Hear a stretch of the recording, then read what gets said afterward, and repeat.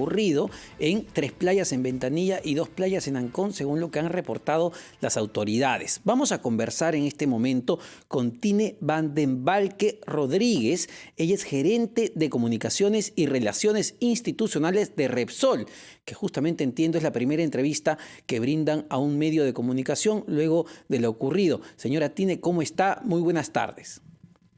Buenas tardes. Bueno, en principio le pediría que explique los hechos ocurridos el día sábado, desde su propia versión. ¿Qué ocurrió? ¿Qué pasó el sábado? Bueno, muchas gracias por la entrevista y por la oportunidad de poder contarles, ¿no?, cómo han ocurrido los hechos. Es importante entender que un proceso de descarga de un buque tarda días, no es un proceso que tarde horas, con lo cual en realidad la descarga empieza el día anterior. El 14 de enero es cuando empieza a descargar el buque. Con lo cual, el 15 de enero, en el momento en el que hay la explosión del volcán Tonga y se verifica que no hay una alerta de tsunami emitida para las costas del Perú, nosotros proactivamente llamamos y hacemos una consulta a la unidad de la Marina de Guerra del Perú de tráfico marítimo, que es Tramar, para ver si había alerta de tsunami. Nos confirman que no había ningún tipo de alerta para el litoral peruano y que podíamos proseguir con la descarga del buque, ¿no? Entonces, para nosotros es muy importante que haya este precedente, porque no es que hubiéramos empezado una descarga en mala mar, sino que es que estaba desde el día de antes, el buque estaba descargando. Una consulta, la refinería La Pampilla es la única refinería que tiene Repsol en las costas del Pacífico, porque claro, la alerta de tsunami se activó en los otros países. ¿Ustedes supieron de esta alerta de tsunami emitida en Chile, en Ecuador, por ejemplo? Porque uno dice, ok, ocurrió esto con este buque. ¿No ocurrió, digamos, un caso similar en toda la costa del Pacífico? No, pero es que te contesto, es la única refinería que tenemos en el Pacífico y lo que hicimos fue llamar a nuestras autoridades para ver, o sea, proactivamente al ver que había habido esta erupción, queríamos saber que si había o no había alerta de tsunami para las costas del Perú. Para nosotros lo ideal hubiera sido parar la descarga en ese momento, ¿no?, cuando llamamos. Ok, entonces, para entender los hechos, entonces, en este primer caso, ustedes responsabilizan a Capitanía, la Dirección de Capitanía de la Marina, de no haber alertado de los sucesos y de la alerta de tsunami. Bueno, yo más que responsabilizar, quiero narrarte los hechos. O sea, nosotros a las 2:46 de la tarde nos comunicamos con la Marina, con Tramar, por radio, como se hacen todas las comunicaciones de radio, para confirmar si había algún tipo de alerta de tsunami y si podíamos proseguir con la descarga. Bueno, ustedes proceden con la descarga entonces. Nosotros procedemos con la descarga y a las 5:18 de la tarde llega este oleaje anómalo producto del tsunami. En ese momento se habían descargado, bueno, el buque venía con 985.696 barriles y ya se habían descargado en ese momento 628.956 barriles. En ese momento que llega la ola, lo que hace es que rompe los cabos de estribor y tira el buque contra nuestra instalación. Entonces se aplica inmediatamente todo el protocolo, se paraliza la descarga, la bomba de descarga queda totalmente desactivada y se aplica el plan de contingencia.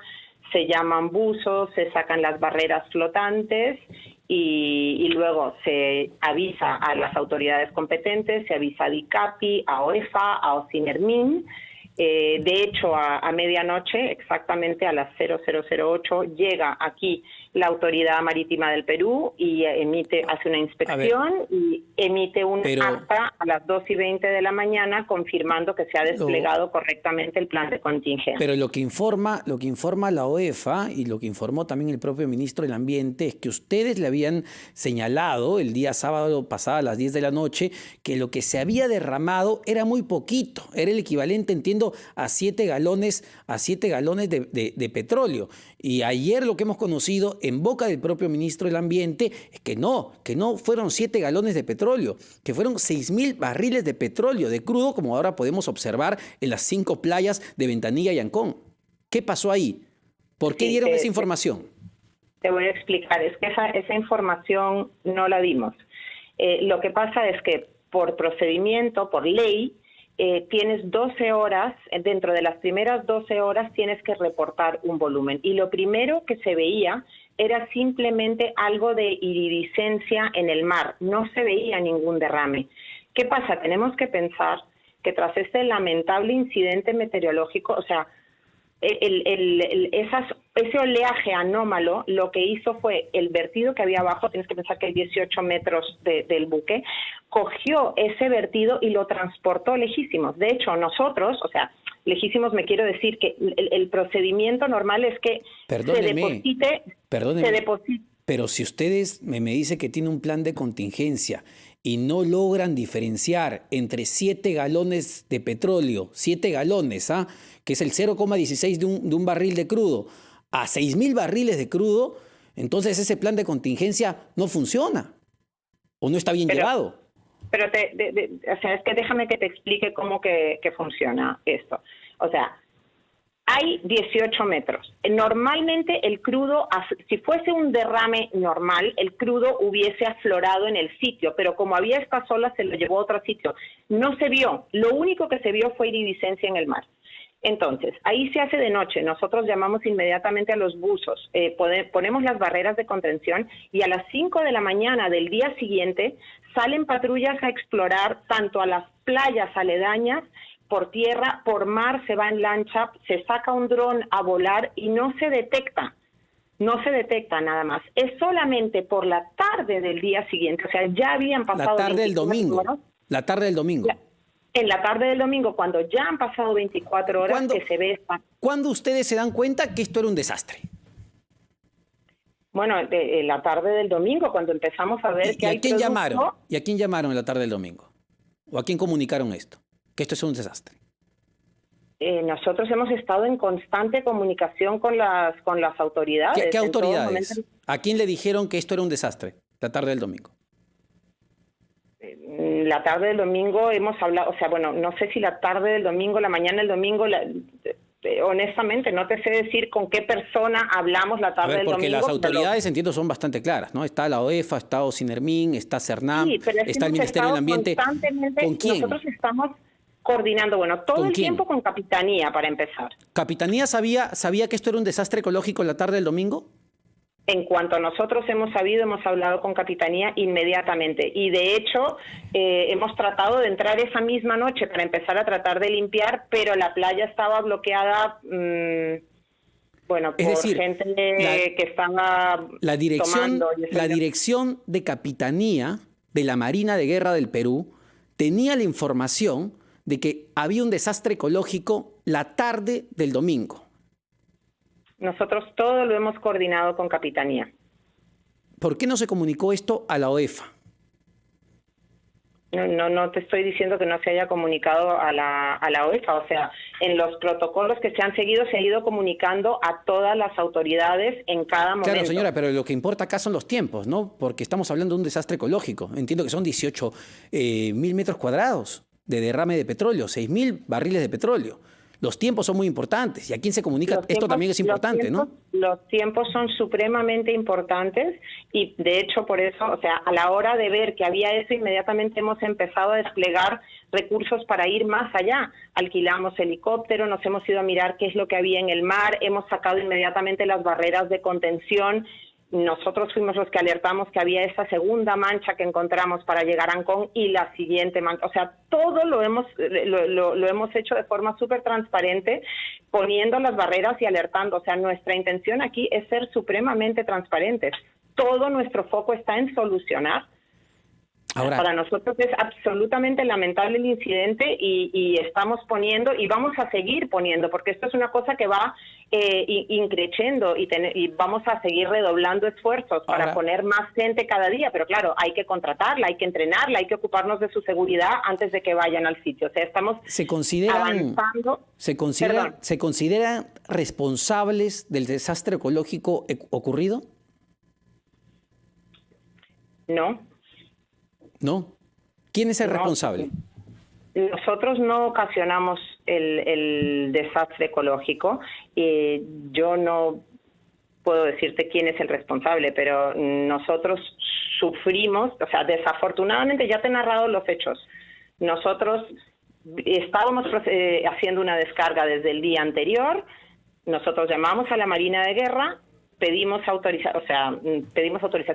confirmación acerca del tema de la alerta en las costas del Perú y sobre la hablamos contra Mar. Sobre la alerta, es decir, Repsol, así fallen las alertas administrativas del gobierno peruano, no tienen un plan de contingencia que les diga, oye, en Perú no están diciendo nada, pero en otros países sí, en Chile ya se ha dado la alerta. No. Perdóname que te interrumpa, pero es que déjame aclarar una cosa. No, en ningún momento fallamos en las alertas. Dimos las alertas a las autoridades desde el primer minuto. Lo que tienes que entender es que es muy diferente cuando se ve simplemente iridiscencia en el mar a que si se ve un derrame. Con lo cual se dio de buena fe la información con la que contábamos en ese momento. Y en el momento en el que hemos sido conscientes de que había más, inmediatamente hemos actuado en consecuencia. Lo que no llegamos a entender, perdóneme, es la gran diferencia que hay entre 7 galones de petróleo a 6.000 barriles de petróleo extendidos en 18.000 metros cuadrados que se extienden en 3 playas afectando a 2 zonas ecológicas protegidas. Y usted me dice que sienten que no tienen ninguna responsabilidad de lo ocurrido. Eso es lo que no logramos entender. Pero Omar, siento que te estoy hablando y no sé si no lo estoy diciendo claro o si no me quieres entender, no lo sé. El producto que lo que se ve en ese momento es iridiscencia, por ende no se da, no se puede poner en marcha un plan de contención de crudo, que el crudo no se ve, pero nosotros pensábamos que no había salido más. Pensábamos que era una cosa leve. El producto viajó por el fondo del mar y luego salió al día siguiente. En el instante en que lo sabemos, ponemos todo en marcha. Y además, lo importante aquí es que sepan que vamos a seguir poniendo todo lo que haga falta porque hay un compromiso de Repsol de restablecer, por supuesto, todas las zonas a todo el litoral, a su estado original.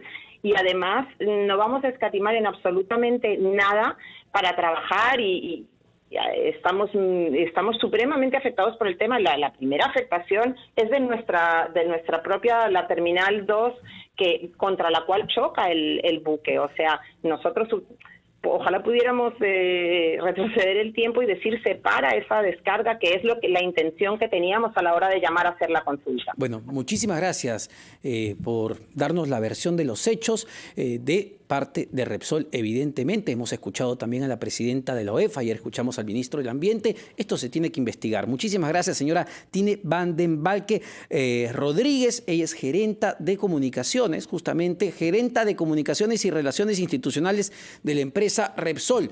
Insisto, mucho, pero mucho que investigar sobre este desastre ecológico. 7 galones de petróleo, se decía el día sábado.